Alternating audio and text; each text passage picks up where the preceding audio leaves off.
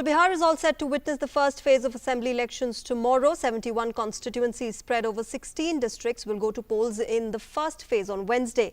In the first phase, out of 71 seats, the Magad region has 53 seats, while Anga has 18 seats. In the last assembly elections in 2015, the Rashtra Janata Dal had the highest number of 27 seats, while JDU had 18, BJP had 13 and the Congress had 9 seats. Now, out of the 53 seats in Magad, RJD had 22 seats, while JDU had 11. BJP had 10 seats and the Congress had 6 seats, while 1 seat each was held by CPIML, HAM, RLSP and Independents. On the other hand, out of the 18 seats in Anga region, JDU had the most with 7 seats, followed by 5 seats of RJD and 3 each with the Congress and BJP. And a total of 2.14 crore voters, including 1.1 crore women voters, will decide the fate of a total of 1,066 candidates. Out of these candidates, 114 are women candidates. The largest number of 27 candidates are in fray for the Gaya City Assembly seat, while the lowest 5 candidates are present in the Katoria Assembly seat. Meanwhile, several constituencies in the first phase are Naxal violence affected and sensitive from the security point of view, and therefore the Election Commission has made elaborate arrangements for free and fair polling.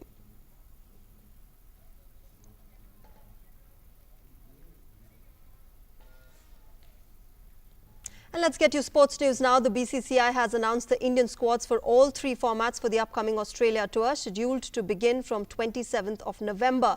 Virat Kohli will be leading the team in all 3 formats, while ace batsman Rohit Sharma, pacer Ishant Sharma and Bhuvneshwar Kumar have been left out due to injuries. KL Rahul has been included in all 3 formats, while Rishabh Pant has been retained as a wicketkeeper in the test squads, while KL Rahul will be keeping wickets in ODIs and T20. Spinner Varun Chakravarti, who has been included in the T20 squad, and pacer Mohammad Siraj in the test squad will be making their debuts for Team India.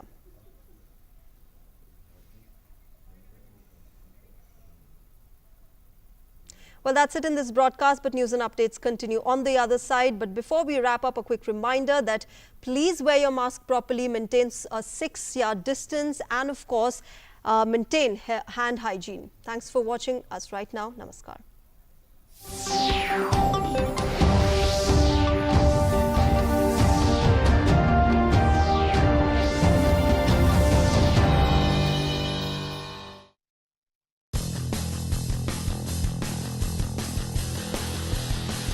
And we have a very special guest today, right from Queensland. Andy Bickle is with us. Good that cricket is back. Yeah, it is so positive for everyone, I think, to actually sit back and enjoy watching live cricket. No, but any batters also, any batsmen also you were wary of? That no, I mean, this is a difficult batsman to bowl too. Oh, look, I think Brian Lara was one that I had some trouble with early. Look, Sachin was always a tough assignment. But you were talking about Paul Rifle. Why don't you give him competition now? He's standing in IPL as an umpire.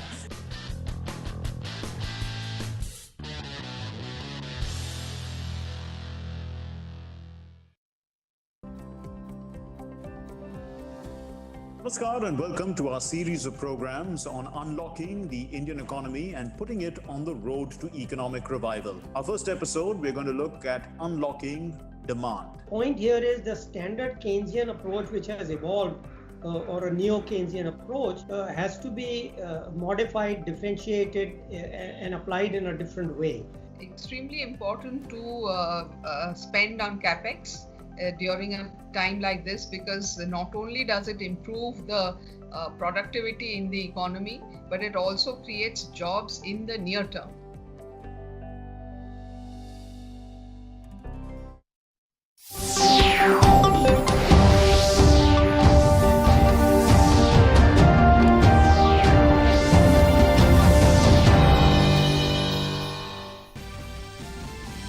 Prime Minister Narendra Modi interacts with the beneficiaries of Pradhan Mantri SVANidhi scheme hailing from Uttar Pradesh. Says SVANidhi scheme underscores the government's policy of Sabka Saath, Sabka Vikas and Sabka Vishwas. PM will also inaugurate the National Anti-Corruption Conference Satark Bharat Samriddh Bharat via video link later in the day.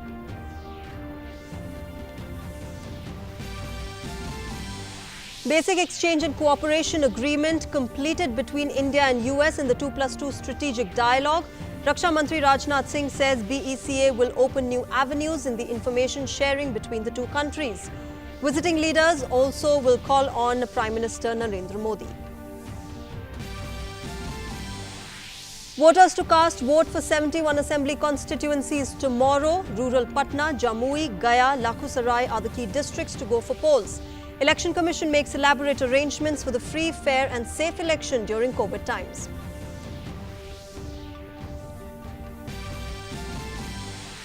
BJP releases its list of candidates for Rajya Sabha elections for Uttar Pradesh and Uttarakhand. Union Minister Hardeep Singh Puri and BJP General Secretary Arun Singh are key candidates from the BJP. Today is the last day to file nominations for Rajya Sabha polls.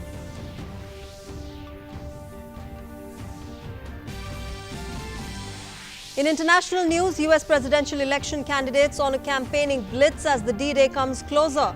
Running mates swoop down on battleground states to drum up crucial support. Early voting breaks record as more than 60 million Americans have already cast their ballot. Meanwhile, Judge Amy Barrett takes oath to the US Supreme Court. And in cricket, Selection Committee of the BCCI selects the Indian cricket team for upcoming tour of Australia. KL Rahul takes vice captaincy as Rohit Sharma dropped due to injury. Mohammad Siraz and Varun Chakravarti will be the new faces for the series. Hello and welcome to this broadcast. I'm Shreya Upadhyay. Our top story first. Prime Minister Narendra Modi interacted with the beneficiaries of the PM SVANidhi scheme from Uttar Pradesh via video conferencing today. Talking to the beneficiaries, the Prime Minister said that schemes like SVANidhi and Garib Kalyan Yojana proved to be beneficial for many people across the country. He said SVANidhi's scheme underscores the government's policy of Sabka Saath, Sabka Vikas and Sabka Vishwas. He said the government is set to cover more than 50 lakh street vendors across the country under the PM SVANidhi scheme. देश ने 1,70,000 करोड़ रुपयों की गरीब कल्याण योजना शुरू की।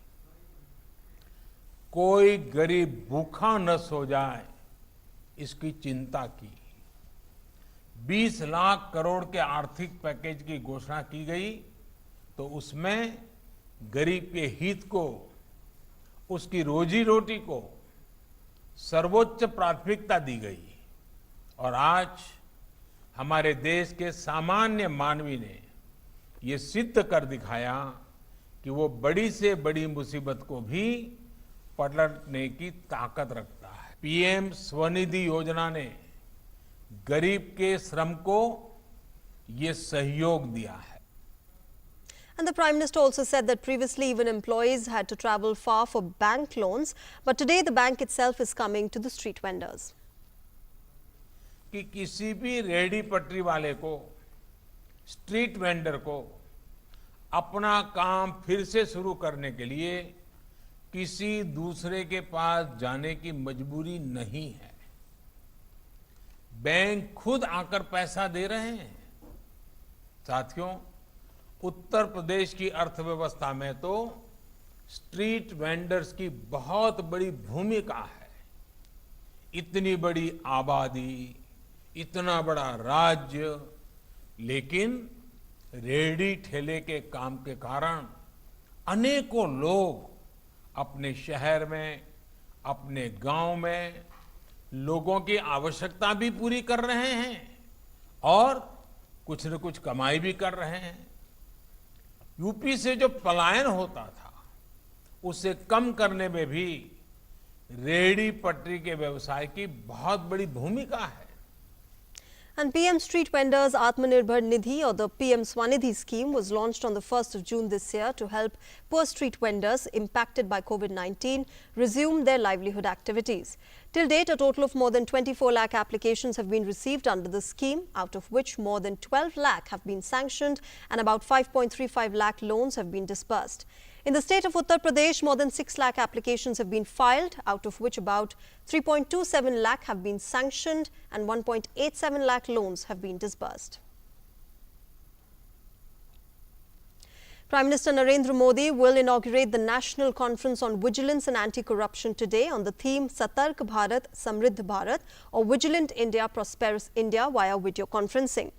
The inaugural session of the conference will be live streamed. The Central Bureau of Investigation organizes this national conference coinciding with Vigilance Awareness Week, which is observed in India every year from the 27th of October to the 2nd of November.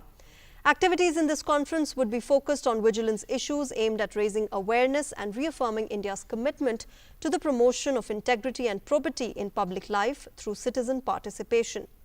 The three-day conference would discuss the challenges in investigation in foreign jurisdictions, preventive vigilance as a systemic check against corruption, systemic improvements for financial inclusion and prevention of bank frauds, effective audit as an engine of growth, among others. The conference shall bring policymakers and practitioners on a common platform and will act as an enabler to combat corruption through systemic improvements and preventive vigilance measures, thereby ushering in good governance and accountable administration. In other news, the third India-US 2+2 ministerial dialogue began in New Delhi this morning. Raksha Mantri Rajnath Singh and External Affairs Minister Dr. S. Jaishankar are leading the Indian delegations, while US delegation is led by US Secretary of State Mike Pompeo and Secretary of Defense Mark Esper. The agenda for the third dialogue covers all bilateral, regional and global issues of mutual interest. The third annual India-US 2+2 ministerial dialogue also focuses on advancing the Indo-US comprehensive global strategic partnership. It will also deliberate on further strengthening cooperation to promote stability and prosperity in the Indo-Pacific region as well as the world. As the world's oldest and largest democracies, the two countries nourish deep-rooted democratic traditions and bond. Both the sides will also sign the last foundational agreement, which is the Basic Exchange and Cooperation Agreement for Geospatial Cooperation (BECA) during the talks. It will give India access to extremely accurate geospatial data that will have several military applications, including targeting enemy military assets. The first 2+2 dialogue were held in New Delhi in September 2018 and in Washington in 2019. Earlier, US Secretary of State Mike Pompeo and US Secretary of Defense Mark Esper met the National Security Advisor Ajit Doval in New Delhi.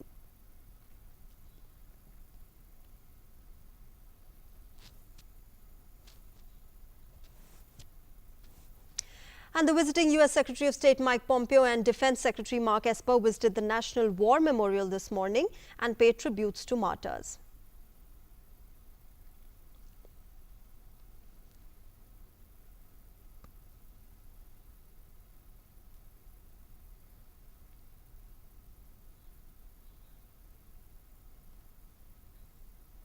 And after holding the important 2+2 dialogue with their Indian counterparts, the visiting US Secretary of State Mike Pompeo and Secretary of Defense Mark Esper will call on Prime Minister Narendra Modi at his official residence. Prime Minister Modi will be briefed by the two visiting dignitaries about the US government's views about the future course of bilateral relations after signing of the historic BECA Pact. This high-level bilateral engagement and signing of such a crucial pact so close to the US elections signifies the continuity in India-US relations. And after that, let's get you news from poll-bound Bihar.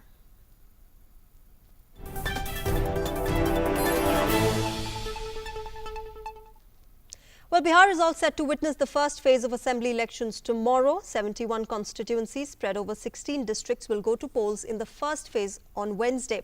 In the first phase, out of 71 seats, the Magad region has 53 seats, while Anga has 18 seats. In the last assembly elections, remember in 2015, the Rashtriya Janata Dal had the highest number of 27 seats, while JDU was at 18, BJP at 13 and Congress had 9 seats.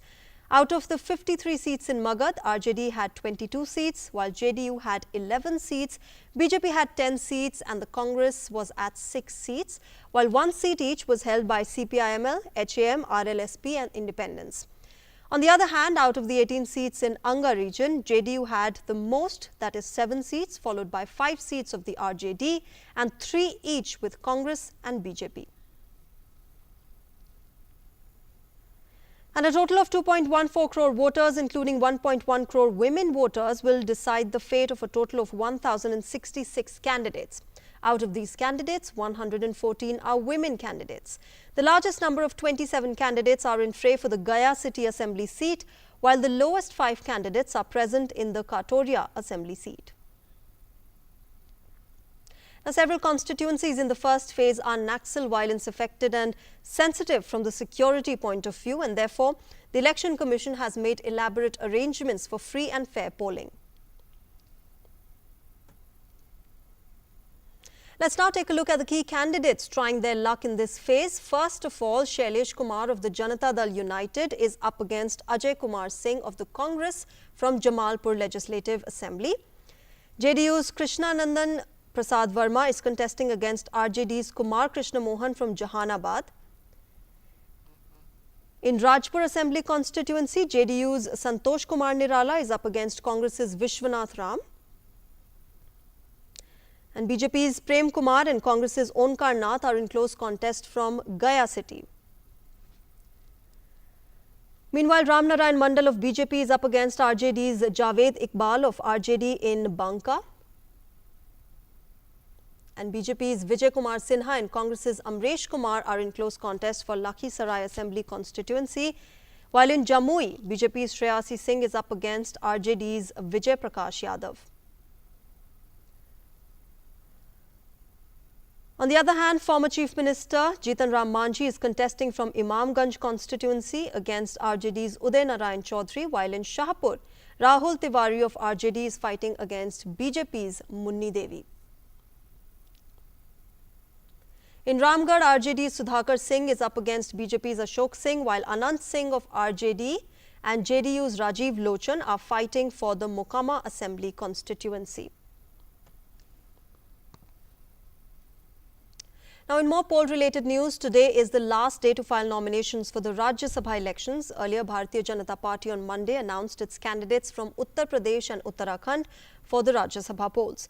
Union Minister Hardeep Singh Puri is one of the 8 candidates in the party's list for election to the upper house from Uttar Pradesh. BJP General Secretary Neeraj Shekhar too found his name on the list. The other 6 candidates in the fray from BJP for Rajya Sabha are Arun Singh, Haridwar Dubey, Brijlal, Geeta Shankya, BL Verma and Seema Dwivedi. The party has fielded Naresh Bansal for the lone seat from Uttarakhand.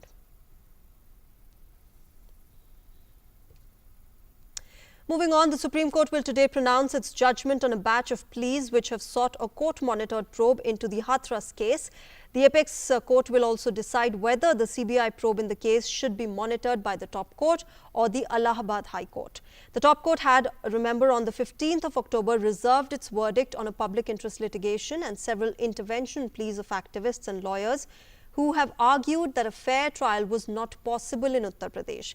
While reserving the order in the case after hearing all the parties, the Chief Justice had said that the apex court will also decide whether the Uttar Pradesh Police or the Central Reserve Police Force will provide security to the victims' family members and the witnesses.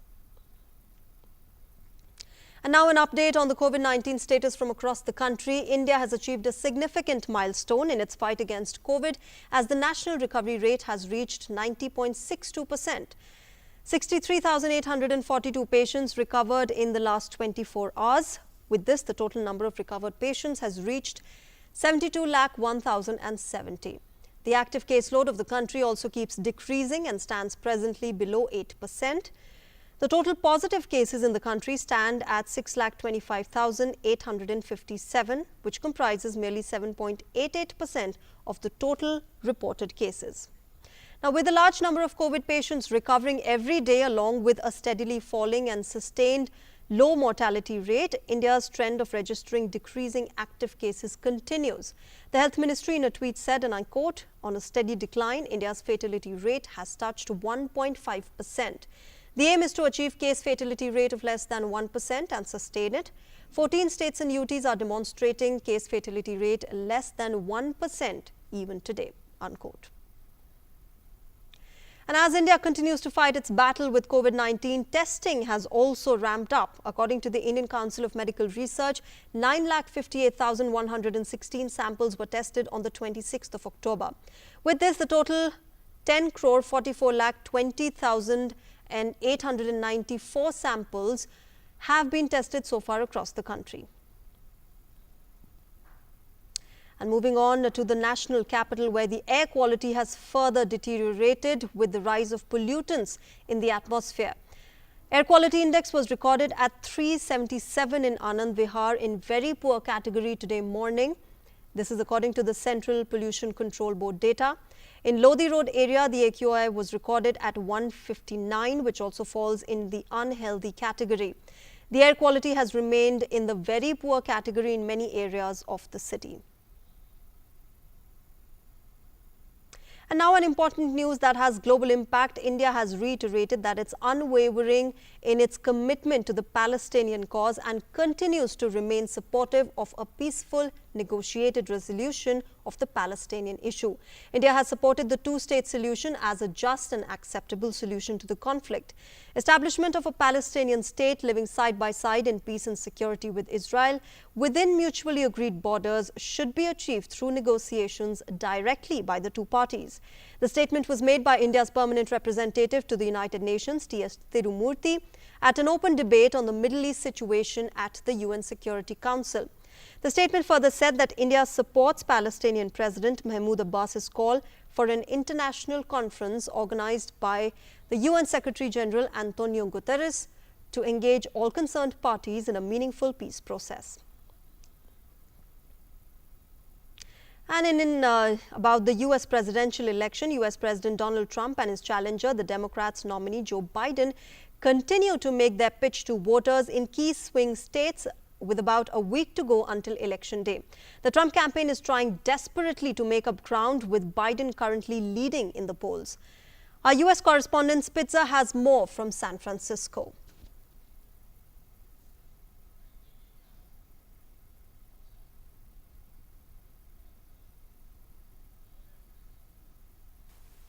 Both President Trump and his challenger, the former Vice President Joe Biden, held competing campaign events in the state of Pennsylvania.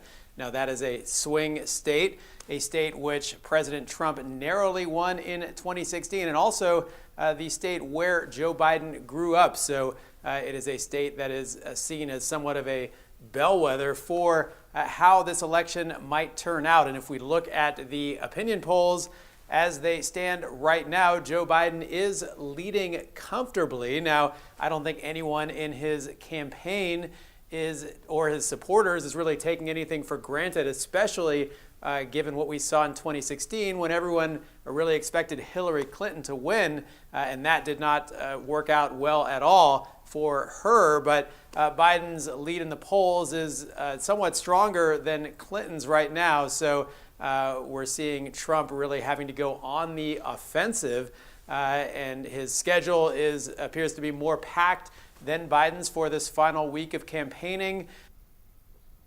Now, the early voting in the United States has broke the earlier records, crossing 60 million votes till now. Let's listen in to more from Spitzer on its implications. Now, one thing that is really different with this election compared to previous elections is a tremendous number of Americans have already cast their ballots, largely because of the pandemic and the fear of going to vote in person. According to a recent estimate, over 60 million Americans have already voted. That's more than the entire early voting total from the last election, and we still have about a week to go. So these candidates, while they're still trying to drive their messages home, especially, of course, to the swing voters in swing states, which always ultimately decide the election, while they're doing that, many Americans have already made their decisions. So perhaps an uphill battle for President Trump, given the opinion polls. But again, really, I don't think any certainty for anyone here about how this final week is going to go. Ira Spitzer, San Francisco. Meanwhile, nominee of U.S. President Donald Trump, Judge Amy Coney Barrett, has taken oath to the Supreme Court. Earlier, her appointment was confirmed by the Senate. It is being seen as a significant victory for President Donald Trump a week before the general election. President Trump's fellow Republicans voted 52-48 to approve the judge, overcoming the unified opposition of Democrats. The 48-year-old's appointment seals for the foreseeable future a 6-3 conservative majority on the top U.S. judicial body. And more news from United States. California's wildfire continues to ravage around the region. The blazes have compelled over 60,000 Californians to evacuate as hundreds of thousands across the state endured power cut due to heightened fire risk from high winds. The fire has swept over 4 million acres of land and has claimed 31 lives in this year. Meanwhile, red flag warnings for incendiary weather conditions remained in place across California due to extreme winds, which are likely to produce a gust of up to 70 to 80 miles per hour. And let's now take an update on the COVID-19 pandemic from across the world. As of now, more than 4.37 lakh coronavirus cases have been reported worldwide, with over 11,64,000 deaths. Over 3.21 lakh people have recovered from the virus. United States continues to top the list among the worst hit countries by the pandemic, with the highest number of infections. The US has over 89,62,000 cases of coronavirus, with the death toll surging past 2,31,000. On the other hand, Europe needs a serious acceleration in the fight against the coronavirus, and a lack of contact tracing capacity could drive the disease into darkness. According to World Health Organization, in Europe, the picture is unrelentingly grim as a string of countries reported record increases. WHO's top emergency expert Mike Ryan said that the vast region comprising 46 countries at WHO accounted for 46% of the global cases and nearly 1/3 of deaths. WHO is finalizing advice on how to minimize the risk when elections in many countries are held during the coronavirus pandemic. Asked about people getting tested to be able to participate to a gathering, Ryan said it was very short-sighted and, quite frankly, very silly and very dangerous, reminding that testing tells you nothing about your future risk. It tells you what the case is right now. And moving on to Spain, where intensive care wards could reach a critical situation by mid-November as the country emerges as one of Europe's worst COVID-19 hotspots. The country's total number of cases soared by more than 50,000 over the weekend to reach 11,56,498 as on Monday, while the death toll is 35,031. Now, the Spanish government faced a backlash over its plans to the country under a 6-month state of emergency. The Spanish government is facing criticism by opposition parties who say 6 months was too long, while some citizens balked at nightly curfews. Spain, remember, has entered the second state of emergency on Sunday, enabling a nighttime quarantine to be enforced across the whole country except at the Canary Islands. And Norway will impose tougher measures to combat the coronavirus following a recent rise in the number of infections. Prime Minister Erna Solberg said on Monday that Norway would stop exceptions to quarantine rules that foreign workers coming to work in Norway have enjoyed up until now. From the 31st of October, all foreign workers arriving in the Nordic country from European Union countries that are experiencing a high number of COVID-19 cases will have to undergo a 10-day quarantine. Indoor public gatherings will now be limited to 50 people, reversing an earlier decision to allow up to 200 people, while the maximum number permitted to meet in a private setting will be cut from 20 to a household receiving no more than 5 guests. While Norway has Europe's lowest level of new COVID-19 infections, the government believes that a failure to impose targeted measures now could lead to a broader lockdown later, like those of several other countries. And on to sports now. BCCI has announced the Indian squads for all three formats for the upcoming Australia tour, scheduled to begin from the 27th of November. Virat Kohli will be leading the team in all three formats, while ace batsman Rohit Sharma, pacer Ishant Sharma and Bhuvneshwar Kumar have been left out due to injuries. KL Rahul has been included in all the three formats, while Rishabh Pant has been retained as a wicketkeeper in the test squads, while KL Rahul will be keeping wickets in ODIs and T20.